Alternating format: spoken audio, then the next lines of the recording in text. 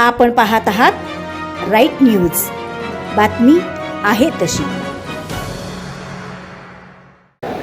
आणि निकालाला 1 महिना पूर्ण होऊन सुद्धा एवढा उत्साह मिरजकरांचा आणि ग्रामीण भागाच्या जनतेचा आहे, त्याबद्दल मी आपल्या सर्वांचा आभार व्यक्त करतो। खरं तर विशालदादांनी उमेदवारी डिक्लेअर करायच्या आधी जनतेनेच उमेदवारी ती हातात घेतली होती आणि जनतेने उमेदवारी डिक्लेअर केली। पण विश्वजित दादा, आपण जोपर्यंत शब्द दिला नाही तोपर्यंत आमचे विशालदादा धाडस करत नव्हते। तुम्ही शब्द दिला आणि तिथं सगळं फिरलं गेलं आणि मिरजकरांना एक धैर्य निर्माण झाले की आपण आता काहीतरी करू शकतो।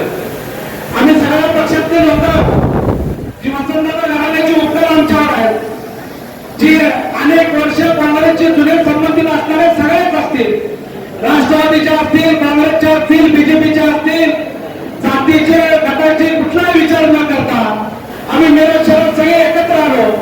मिरज शहरात एकत्र यायचं एकमेव कारण म्हणजे भरपाई सरकार आपला आदर्श आम्ही तिथे डोळ्यापुढे ठेवला। कारण की आपण आणि जगताप साहेबांनी पक्षाच्या प्रवाहाच्या विरोधात निर्णय घेतला आणि तुम्ही घेतलेला निर्णय आम्हाला तो धाडसी ठरला आणि आम्ही तो निर्णय घेतला।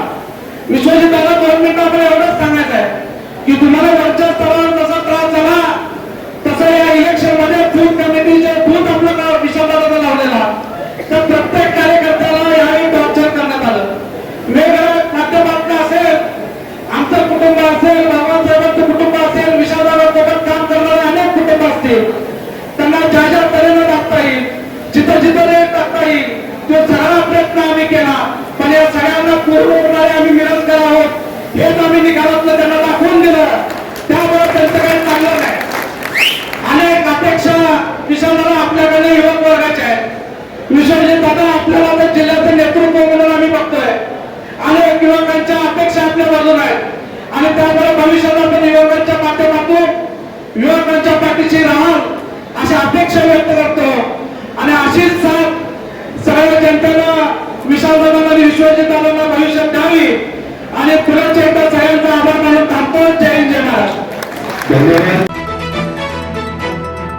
आपण पाहत आहात राईट न्यूज, बातमी आहे तशी।